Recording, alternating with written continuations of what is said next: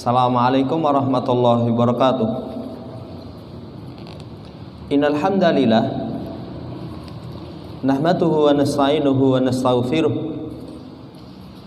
wa na'udzu billahi min sururi anfusina was sayyiati a'malina. May yahdihillahu fala mudilla lahu wa may yudlilhu fala hadiya lahu. Wa asyhadu an la ilaha illallah wahdahu la syarika lah wa asyhadu anna Muhammadan abduhu wa rasuluh. Allahumma salli ala Muhammad wa ala ali Muhammad. Ya ayyuhalladzina amanu taqullaha haqqa tuqatih wa la tamutunna illa wa antum muslimun.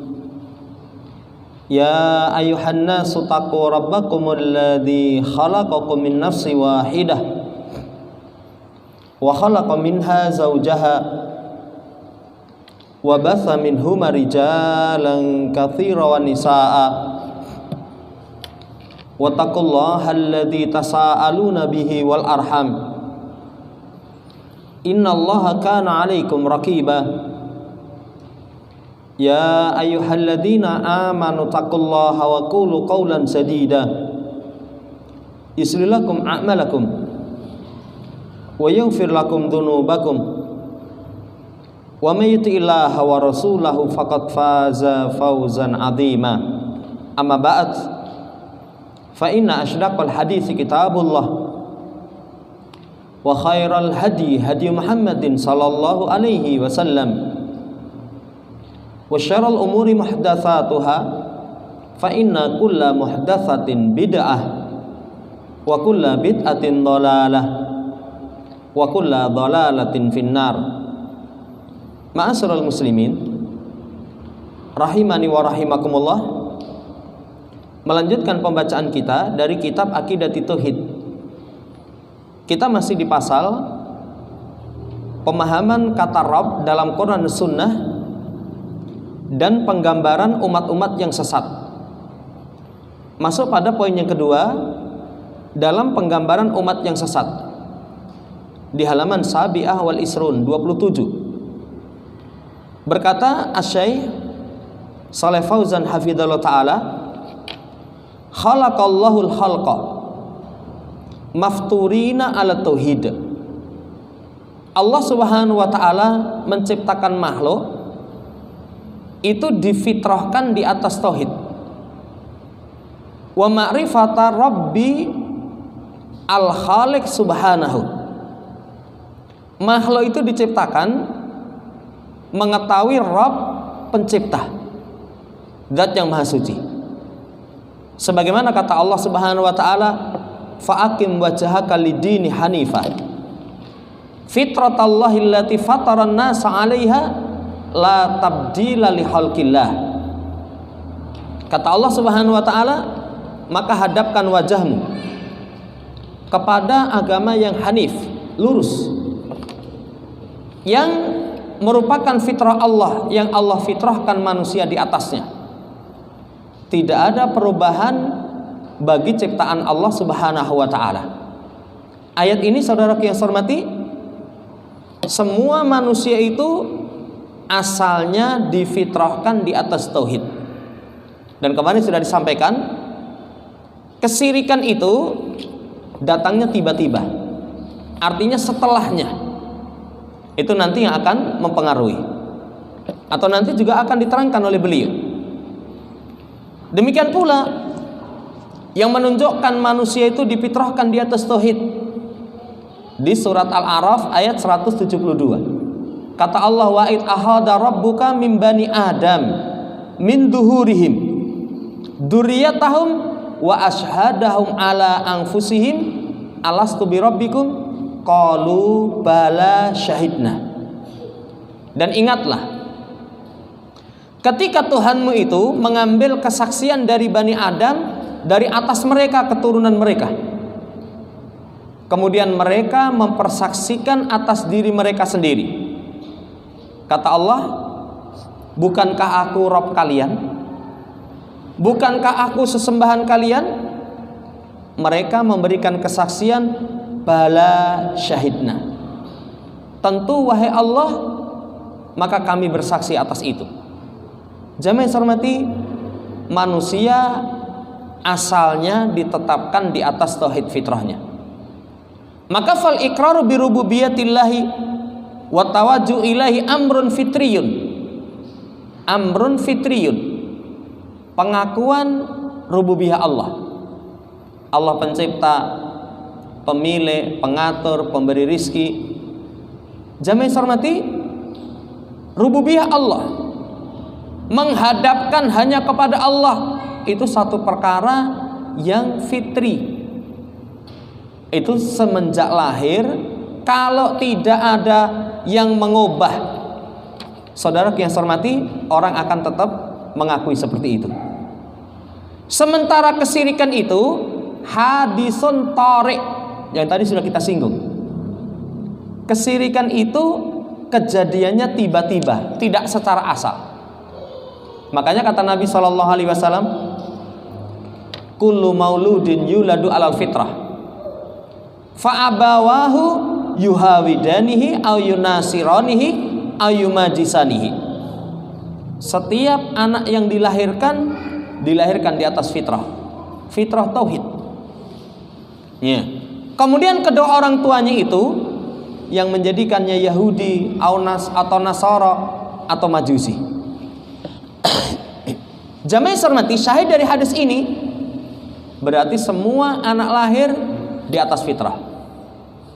Kedua, kesyirikan itu muncul itu tiba-tiba atau datang setelahnya, dipengaruhi oleh lingkungan, dipengaruhi oleh pendidikan, itu yang akan mempengaruhi. Secara fitrah anak dilahirkan di atas fitrah yang suci. Sampai nanti akan diterangkan, falau huliyal abdu wa fitratuhu latajaha ila tauhid wa qabila da'watar rusul. Kalau sekiranya manusia itu dibiarkan, hamba itu dibiarkan saja, maka fitrahnya itu akan mengarah kepada tauhid, menerima dakwah para rasul. Kalau sekiranya dibiarkan saja. Alladzi ja'at bihi rusul, yang rusul datang dengannya, kemudian turun dengannya kitab-kitab, kemudian dalat alaihi al ayatul kauniyah, demikian pula ditunjukkan padanya ayat-ayat kauniyah. Jamaah yang saya hormati, kalau dibiarkan begitu saja di atas fitrah. Tapi sekali lagi, dari luar yang mempengaruhi. Pengaruh dari luar itu paling besar orang tua. Makanya pernah kita sampaikan, seseorang guru itu pertama orang tua, kedua lingkungan, ketiga pendidikan, keempat memang itu faktor seseorang tidak dibukakan baginya pintu hidayah, paling dominan. Tapi dari empat ini besar pengaruhnya fa'abawahu, kedua orang tuanya. Jamaah yang saya hormati, kenapa besar pengaruhnya? Karena kesolehan orang tua berberkah kepada kesolehan anak. Karena orang tua itu merupakan madrasatul ula li abnaihimma, merupakan sekolahan pertama bagi anak-anak keduanya. Sekolah pertama bagi seorang anak, bapak ibunya. Anak itu memandang baik sesuatu yang dilakukan diucapkan orang tua, memandang buruk yang tidak dilakukan tidak diucapkan orang tua. Besar pengaruhnya. Besar pengaruhnya. Makanya dalam agama kita, kalau seorang berharap memiliki keturunan yang saleh dan salihah, pertama kali persiapkan kedua orang tuanya. Kalau perempuan, siapa wanita yang kita nikahi? Fatfar bidadiddin, pilih yang punya agama. Kalau seorang laki-laki, kapan seorang laki-laki itu diterima pinangannya oleh seorang perempuan yang baik? Ketika diridhoi akhlak dan agamanya. Jamaah yang saya hormati, itu pelajaran tambahan. Kembali kepada pembahasan, saudara yang saya hormati, kalau seorang hamba dibiarkan begitu saja di atas fitrahnya, latajjaha ila tauhid, sungguh dia akan mengarah kepada tauhid. Walakin at-tarbiyatal munharifata wal bi'atal mulhidata humal latani tughayyirani itijahal maulud. Beliau menyebutkan dua. Akan tetapi pendidikan yang menyimpang, lingkungan yang kafir, keduanya itu yang akan merubah arah sang anak. Makanya Nabi kita Ibrahim alaihissalam, beliau faham betul kenapa beliau tinggalkan anak keturunannya biwadin ghairi zar'in, di satu lembah yang nggak ada kehidupan, tapi di situ dekat dengan Ka'bah. Liyuqimu shalah, supaya mereka menegakkan salat. Itu diterangkan oleh para ulama, lingkungan berpengaruh besar berkaitan kepada arah fitrah sang anak.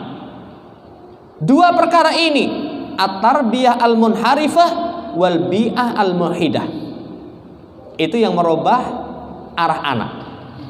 Wa min samma yuqallidul auladu aba'ahum fi dhalalati wal inhiraf. Kemudian di sana nanti anak-anak itu akan mengikuti kedua orang tua mereka dalam kesesatan dan penyimpangan. Jamaah yang saya hormati, ini penjelasan tentang semua manusia itu fitrahnya di atas tauhid. Kemudian dalam hadis qudsi, khalaqtu ibadi hunafa fajtalat humus syayatinu, aku ciptakan hambaku hunafa, lurus, di atas hanif, agama yang lurus. Kemudian sarafathum ila ibadatil asnam, sarafathum syayatin ila ibadatil asnam. Kemudian syaitan yang memalingkan kepada penyembahan berhala. Ini pengaruh dari luar. Wattihadu arbaba min dunillah, dipalingkan nyembah berhala, menjadikan berhala itu sebagai rob-rob selain Allah. Akhirnya fawaqa'u fid dhalal, terjatuh dalam kesesatan dalam perkara kesyirikan, itu dhalalam ba'idah, kesesatan yang sangat jauh. Sebagaimana dalam ayat, wa may yusyrik billah faqad dhalla dhalalan ba'ida, siapa yang mensekutukan Allah, sungguh dia telah terjatuh dalam kesesatan yang sangat jauh. Akhirnya mereka wadia, terjatuh dalam kesia-siaan, nggak ada manfaat sama sekali. Kalau orang hidup tidak ada akidah, tidak ada tauhid, apa ada manfaat? Nggak ada manfaat. Watafaruqa wal ihtilaf, watafarruqi wal ihtilafi, terjatuh dalam perselisihan, perpecahan. Sumber utama perpecahan itu adalah syirik. Makanya kalau Syekh Muhammad bin Jamil Zainu dalam Manhaj Firqatin Najiyah, beliau terangkan buah tauhid itu persatuan. Kalau seorang pengen menyatukan kaum muslimin, tidak di atas akidah, sesuatu yang mustahil, sesuatu yang tidak mungkin bisa. Karena kesyirikan itu tafarruq wal ihtilaf. Kullun yattahidu lahu rabban ya'buduhu ghairu rabbin akhar. Karena setiap dari orang yang melakukan kesyirikan itu menjadikan baginya Rabb yang dia sembah selain Rabb yang disembah oleh yang lain. Jadi yang dia sembah berbeda dengan sesembahan yang lain. Li'annahum lama tarakur rabbal haqqa ubtulu bitihadil arbabil batilah. Nah, ini catatan ini. Karena mereka ketika meninggalkan sesembahan yang benar, mereka ditimpa menjadikan rob-rob yang batil. Siapa meninggalkan kebenaran, maka nanti akan tertimpa kepada kebatilan. Siapa yang lebih luas meninggalkan sunnah, terjatuh dalam perkara bid'ah. Sebagaimana dalam ayat, fadzalikumullahu rabbukumul haq famadza ba'dal haqqi illa dhalal. Maka yang demikian itulah Allah Rabb kalian yang benar. Dan sudah berlalu, kalau seorang menerjemah la ilaha illallah, itu lama buddha hakun, nggak ada sesembahan yang benar kecuali hanya Allah. Nggak ada sesembahan yang benar kecuali hanya Allah. Yang demikian itu Allah Rabb kalian yang benar. Dan tidaklah setelah kebenaran itu kecuali dolal, kesesatan.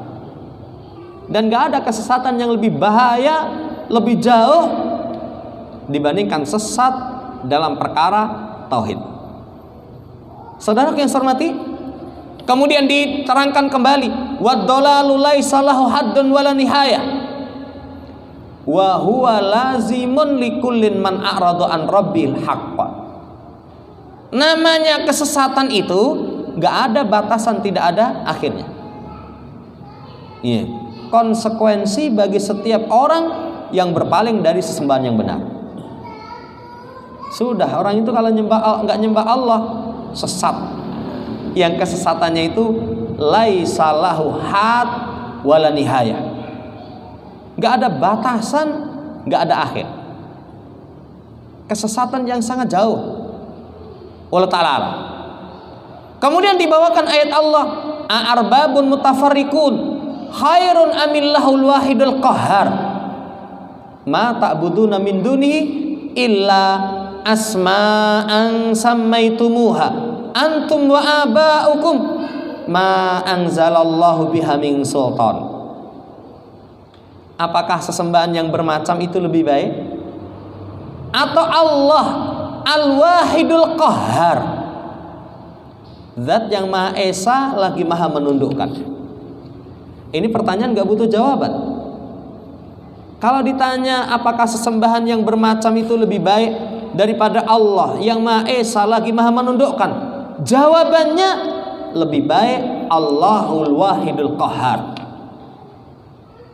Lah kalau sesembahan banyak, apa enggak cerai-berai terus? Apa enggak rame terus? Satunya berharap matahari terbit dari timur, satunya berharap matahari terbit dari arah barat. Rusak. Kalau ada dua penguasa, pasti itu pengen salah satunya itu merampas penguasa yang lain. Jamaah hormati, tidaklah apa yang kalian sembah selain Allah kecuali hanya sekedar nama yang kalian namai dia dan juga bapak-bapak moyang kalian yang Allah Subhanahu wa taala tidak turunkan ilmu. Yang disembah selain Allah itu cuma namanya Tuhan, tapi hakikatnya bukan Tuhan. Hakikatnya batil, sesuatu yang batil. Jamaah hormati, ini penjelasan. Jadi sekali lagi, tauhid itu secara fitrah. Manusia difitrahkan di atas tauhid. Yang pengaruhnya besar tarbiyah al-munharifah sama bi'ah, ya, lingkungan yang mulhidah. Itu yang paling besar memberikan pengaruh. Lah sekarang kalau dalam masalah tauhid itu secara fitrah nggak ada kesyirikan, nggak terjatuh dalam kesyirikan, pengaruhnya luar. Jamaah hormati, masuk padanya dalam rububiyah. Kesyirikan dalam rububiyah itu kalau keyakinan Allah pencipta itu hampir tidak diketemukan. Ya, semua mengakui Allah pencipta. Maka lihat penjelasan setelahnya, wasyirku fi rububiyyati bi'tibari itsbati khaliqin mutamathilin fi sifati wal af'ali mumtani'un. Kesyirikan dalam masalah rububiyah, ya, menganggap menetapkan adanya pencipta yang itu serupa dalam masalah sifat dan perbuatan, mumtani, nggak mungkin. Apa ada orang punya keyakinan selain Allah bisa mencipta? Nggak ada. Ya, kalau ada itu karena kemarin sudah disampaikan, sombong, dungu. Saudara yang saya hormati, satu hal yang mumtani. Apa ada orang punya keyakinan selain Allah itu memiliki sifat dan perbuatan sebagaimana Allah? Nggak mungkin. Lah terus kesyirikan mereka dalam masalah rububiyah itu dalam perkara apa? Wa innama dhahaba ba'dul musyrikin ila anna ma'budatihim tamliku ba'da tasarrufati fil qaul. Cuman sebagian orang musyrik itu berpendapat yang disembah itu, jadi sesembahan-sembahan mereka itu punya sebagian urusan di alam semesta. Lah ini catatannya ini. Punya urusan dalam pengaturan alam semesta. Wa qatala ababihimu syaitan. Ini sebab permainan syaitan berkaitan dengan peribadatan kepada selain Allah Subhanahu wa taala. Fatala ababikuli qaumin ala qadri ukulihim. Dan syaitan itu faham. Makanya kalau mempermainkan satu kaum itu seiring dengan kadar akal mereka. Kaumnya bodoh sudah dipermainkan, kayak rububiyah. Ada yang mengingkari adanya pencipta ya selain Allah Subhanahu wa taala? Enggak ada. Lah terus syaitannya mainnya di sisi mana? Di sisi selain Allah itu tamliku ba'da tasawurat fil qaul. Ini catatan penting ini. Catatan penting. Fataifatun da'ahum ila ibadatiha min jihati ta'dimil mauta. Sebagian itu menyeru mereka kepada peribadatan selain Allah dari sisi pengagungan kepada orang yang mati. Coba kamu tanya, apa orang yang mati itu bisa mencipta, memiliki sifat kesempurnaan sebagaimana Allah? Mumtani, nggak mungkin. Tapi kenapa kok orang yang mati itu diagungkan, disembah? Alladzina sawaru tilkal asnam ala suwarihim. Kemudian dibikin patung sebagaimana patung gambar-gambar mereka, seperti kaum Nuh. Karena kembalinya atas tadi, tamliku ba'da tasawurat fil kaun. Keyakinannya punya kemampuan dalam ngurus urusan dalam alam semesta. Jamaah hormati, demikian. Sebagian yang lain ittahadat as'al al-asnama ala suratil kawakibi allati za'amu annaha tu'siru alal alam faja'alu laha buyutan wasadanatan. Sebagian yang lain menjadikan berhala itu dalam bentuk bintang-bintang. Kenapa? Karena bintang itu anggapannya memberikan pengaruh kepada alam semesta. Iya.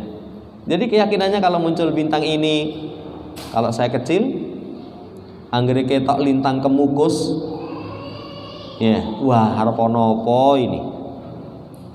Jamaah hormati, mereka jadikan bentuk bintang itu berhala tempat-tempat rumah-rumah. Kemudian ada juru kunci.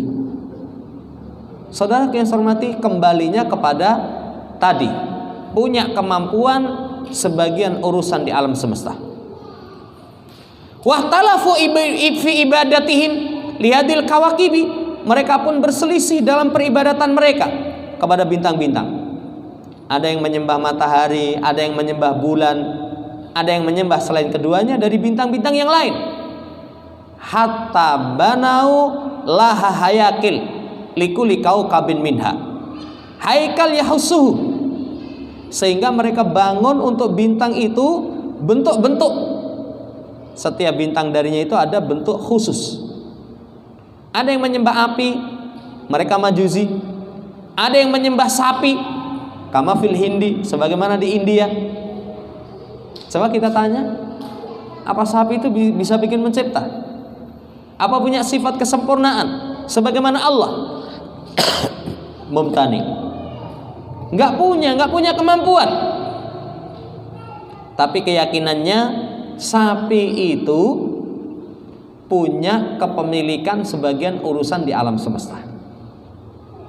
Di antaranya ada yang menyembah malaikat, ada yang menyembah pohon-pohon, menyembah bebatuan, ada yang menyembah kubur, ada yang menyembah adrihah. Adrihah itu ya sama ya, makam, kuburan.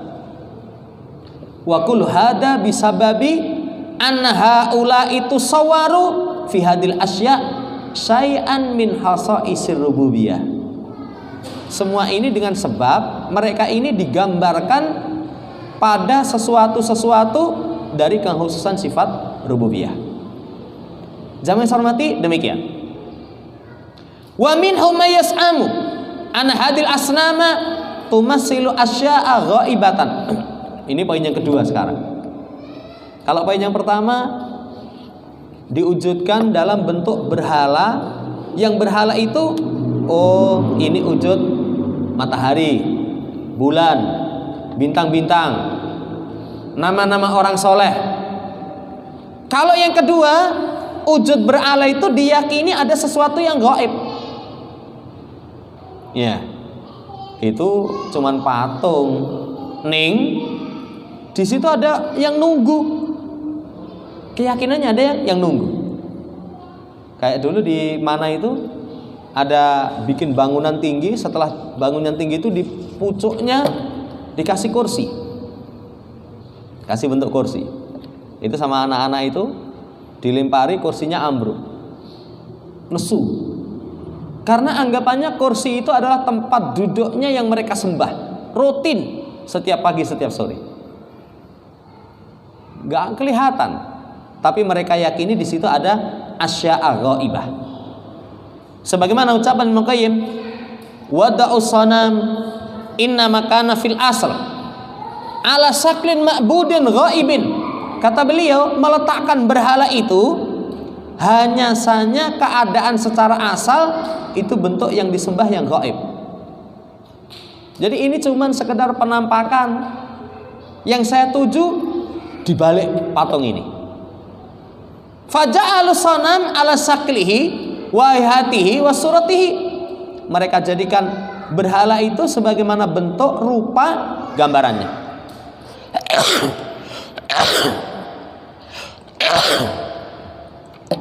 Alhamdulillah. Liyakuna naiban manabahu, untuk menduduki kedudukan dia.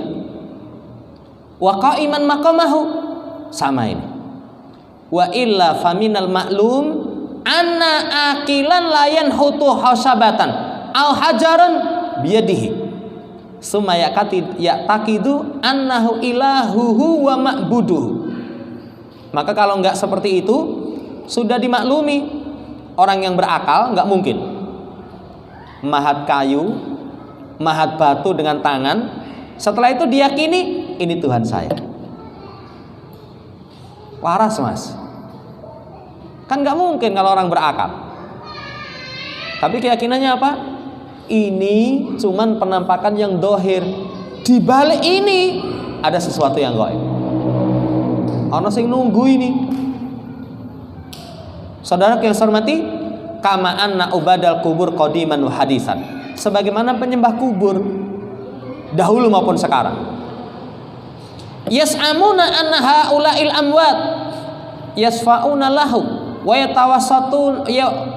yatawassatuna lahum indallah fi qada'i hawaijihim. Mereka punya anggapan orang yang mati itu bisa memberikan syafaat. Kalau enggak penengah. Ya. Kalau ditanya ini bisa mencipta, enggak bisa.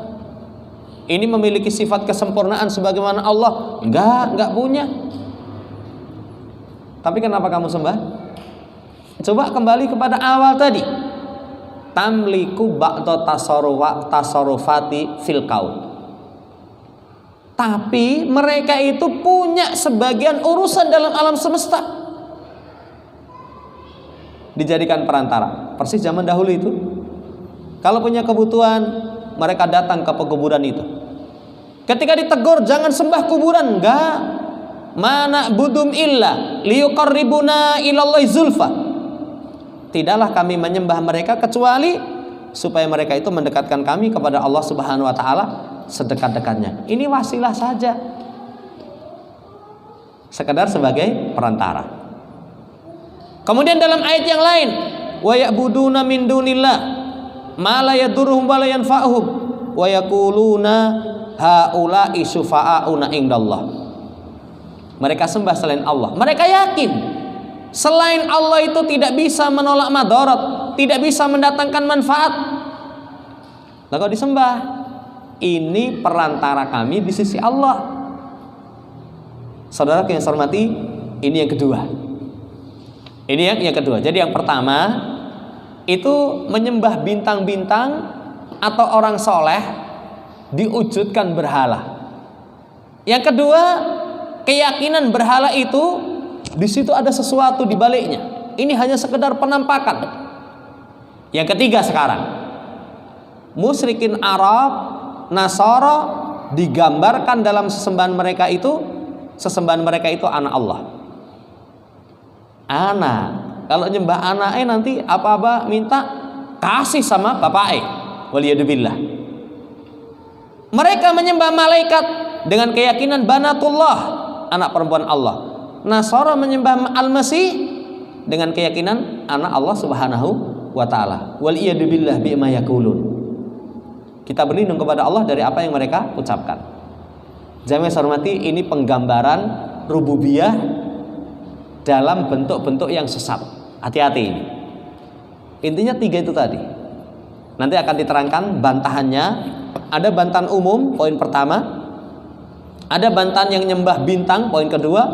Ada yang bantahan keyakinan bahwasannya Allah itu punya anak, poin yang ketiga. Ini yang bisa kita baca, insya Allah di pertemuan seterusnya nanti masuk pada Ar-Rad ala hadi tasawwuratil batilah. Semoga Allah Subhanahu wa taala hindarkan kita dari segala bentuk kesesatan, penyimpangan, terlebih dalam perkara akidah, sehingga kita mendapatkan keselamatan fid dunya wal akhirah. Allahumma amin. Kurang lebihnya mohon dimaafkan. Subhanakallahumma rabbana bihamdika asyhadu alla ilaha illa anta astaghfiruka wa atubu ilaik. Assalamualaikum warahmatullahi wabarakatuh.